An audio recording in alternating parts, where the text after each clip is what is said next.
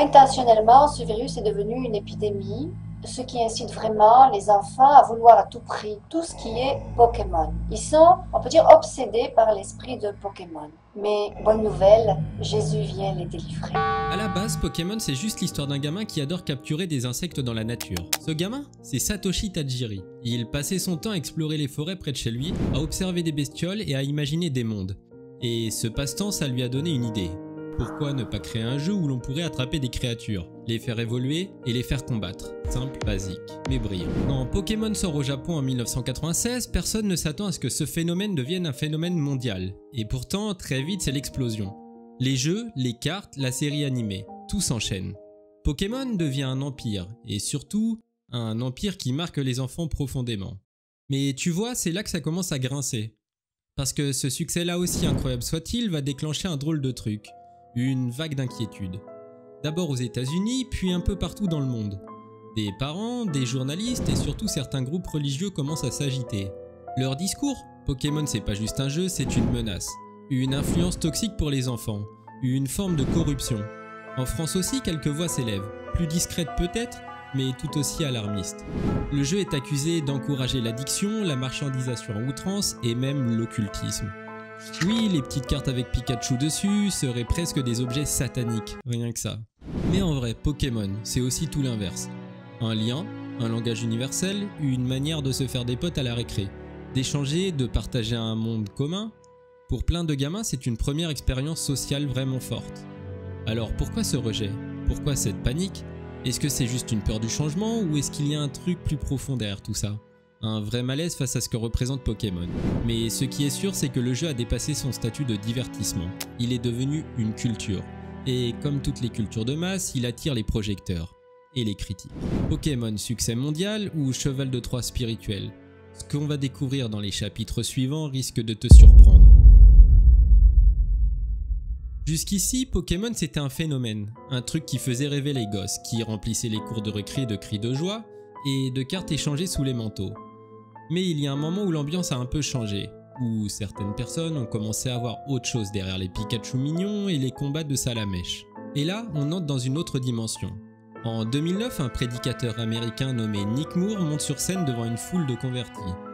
Il prend le micro et balance ça. That teaches children how to enter into the world of witchcraft, how to cast spells, how to use psychic phenomena, how to put to work supernatural powers against their enemies, how to fantasy role play. Pokemon world is a world of the demonic, of the satanic. But while you might not take it quite seriously, I assure you that demons take it quite seriously. Satan takes it quite seriously. Et il n'est pas tout seul. D'autres figures religieuses comme Fabienne Guerrero en France affirment carrément que Pokémon possède les enfants. Et cher jeune, je voudrais te dire que si un jour tu as utilisé Pokémon, tu vas pouvoir rencontrer un prêtre. Tu vas lui dire bien sûr que tu ne savais pas que Pokémon était néfaste pour ton âme. Et le prêtre, il va te donner le pardon de Dieu, ce qu'on appelle l'absolution. Et tu sais, après ta confession, eh bien, tu vas être totalement libre. Pour eux, ce ne sont pas de simples créatures numériques, ce sont des esprits démoniaques. Le jour où je suis tombée sur les cartes de Pokémon, ces cartes appartenaient à mon neveu. Je te propose de faire comme moi, c'est-à-dire de déchirer puis de jeter toutes les cartes de Pokémon. Mon neveu ne puisse plus être affecté par les pouvoirs de ces cartes. Leur argument, il tient sur plusieurs idées. D'abord, l'évolution des Pokémon. Pour nous, c'est juste un concept de gameplay. Ton Pokémon devient plus fort, change de forme, c'est gratifiant. Mais pour eux, c'est autre chose. C'est une glorification de la théorie de Darwin. Un blasphème, une hérésie, qui contredit totalement l'idée que Dieu a tout créé. Et comme cette théorie est entrejetée par certains croyants fondamentalistes, ça devient une ligne rouge. Ensuite, il y a le fait que les enfants jouent à capturer des créatures magiques, à les dresser, à invoquer des pouvoirs surnaturels. Tout ça, ça rappelle un peu trop la sorcellerie, l'occultisme. Pour certains religieux très stricts, c'est carrément comme si tu invitais des forces obscures chez toi. Il y a même eu des mises en scène. En 2001, un pasteur du nom de Marty Richards organise une grande cérémonie où il brûle des cartes Pokémon devant des enfants, comme un exorcisme collectif. L'ambiance était lourde. Mais attends, est-ce que tout ça a vraiment un fondement? Un théologien a essayé de remettre un peu de calme là-dedans. Il a expliqué que le langage du jeu n'est pas le langage de la religion. Pokémon c'est une fiction, une narration, pas une doctrine. Et c'est là que le débat devient presque philosophique. Est-ce qu'un jeu peut vraiment détourner un enfant de sa foi? Ou est-ce qu'on est juste face à une nouvelle panique morale, comme il y en a eu des dizaines avant? Tu sais, comme à l'époque où le rock'n'roll, les mangas ou même Harry Potter étaient accusés de pervertir la jeunesse. Ce qui est marrant ou triste selon mon point de vue, c'est que pendant que certaines personnes brûlent des cartes Pokémon, le Vatican lui déclare officiellement en 2000 que Pokémon ne pose aucun danger pour la foi. Mais bon, les images de Pikachu dans les flammes ont plus marqué les esprits que la déclaration d'un cardinal. Alors Pokémon, outil de Satan ou simple jeu mal compris? Peut-être que le plus inquiétant c'est pas le jeu lui-même, c'est ce qu'on est prêt à faire pour le combattre. Il y a un truc que les gens remarquent rarement, mais qui, une fois qu'on le voit, on ne peut plus l'ignorer. C'est que Pokémon c'est pas juste des monstres qui se battent pour XP, c'est un univers avec sa propre mythologie, une cosmogonie. Des dieux, des forces, des entités qui contrôlent littéralement le temps, l'espace et même la création. Et là, ça devient vraiment très intéressant.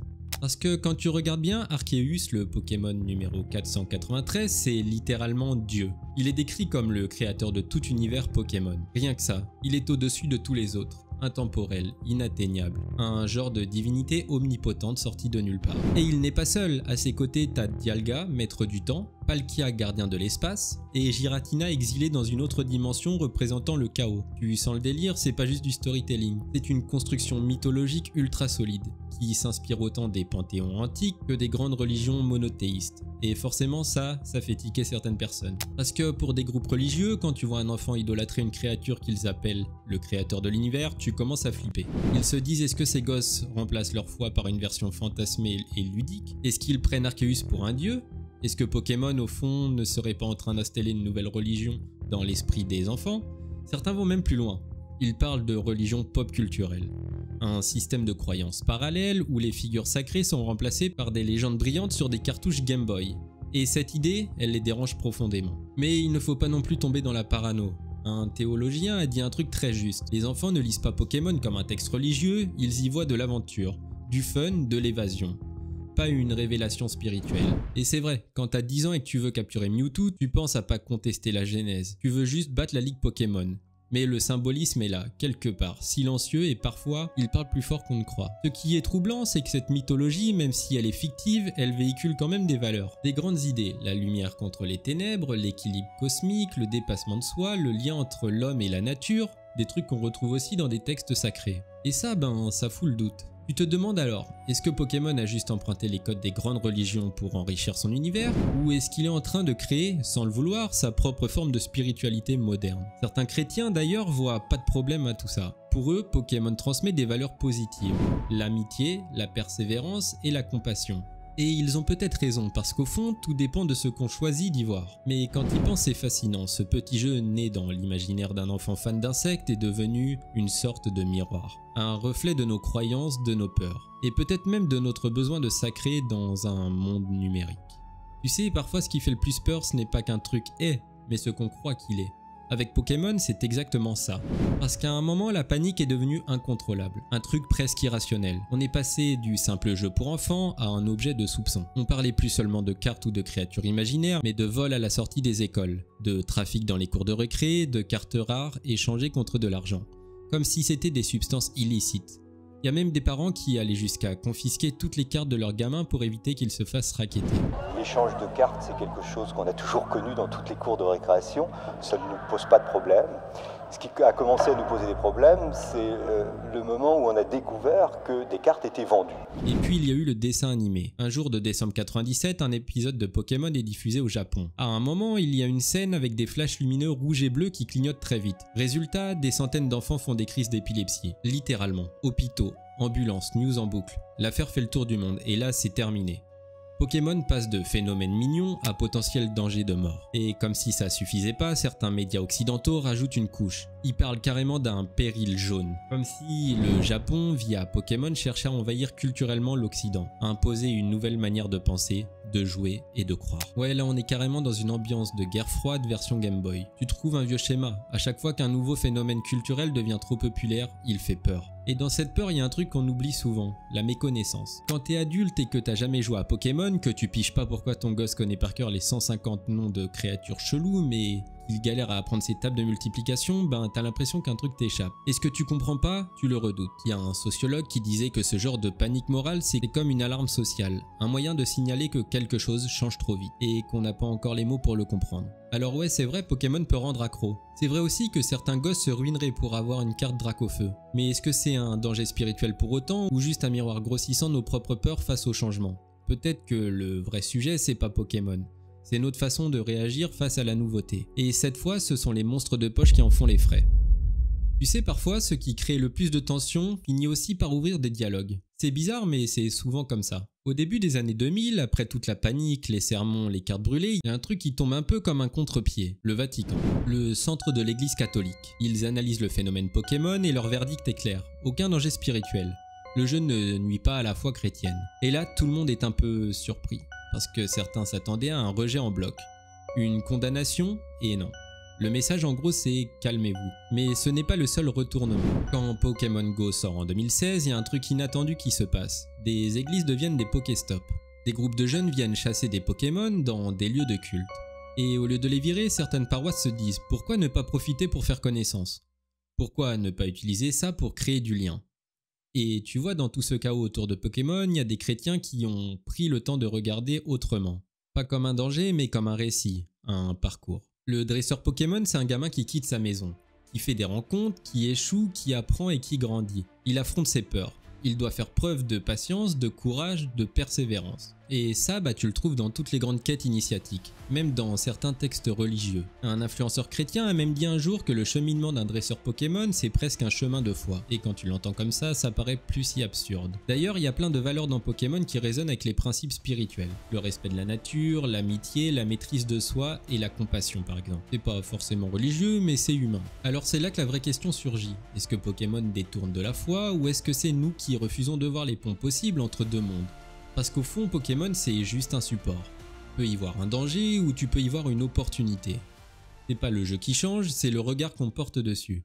Ce qui est fascinant avec Pokémon, c'est que plus tu creuses, moins c'est clair. Au départ, on parlait d'un jeu, un simple jeu. Un gamin avec une casquette, un Pikachu sur l'épaule et des badges à collectionner. Mais ce jeu, petit à petit, il a provoqué quelque chose de beaucoup plus profond. Il a réveillé des peurs. Des peurs anciennes, des peurs culturelles, des peurs religieuses. Et on a vu des adultes brûler des cartes, des prêcheurs crier à la sorcellerie, des enfants pleurer en regardant leurs idoles être condamnés. Comme si le monde qu'ils aimaient n'était pas bon, ou pas le juste. Mais est-ce que cette peur était vraiment liée à Pokémon? Ou est-ce qu'on a juste vu à travers lui notre malaise face au changement? Un monde qui va trop vite, des enfants qui ne jouent plus comme avant, des héros qui ne viennent plus de la Bible mais d'une cartouche Game Boy. Parce qu'en réalité, ce genre de panique on l'a toujours connu. Un jour c'est la musique, le lendemain les mangas, puis internet et les jeux vidéo. Et chaque génération regarde celle d'avant en disant vous aviez peur pour rien. Un jeune croyant l'a dit mieux que moi. J'ai grandi avec Pokémon et avec la foi. Et j'ai jamais senti que l'un empêchait l'autre. Au contraire, l'un m'a appris la persévérance, l'autre m'a appris l'espoir. Et peut-être que c'est ça le plus important. Pokémon, c'est un monde, un imaginaire, une aventure. Ce qu'on en fait dépend de nous. Certains y verront un danger, d'autres un jeu. Certains y verront un démon, d'autres une façon d'apprendre à grandir. Et au fond, ce n'est peut-être pas Pokémon qu'on juge, c'est notre propre capacité à accepter ce qu'on ne comprend pas tout de suite. Alors, est-ce que Pokémon est une menace ou est-ce qu'on a juste eu peur d'un éclair jaune qui allait peut-être un peu trop vite pour nous?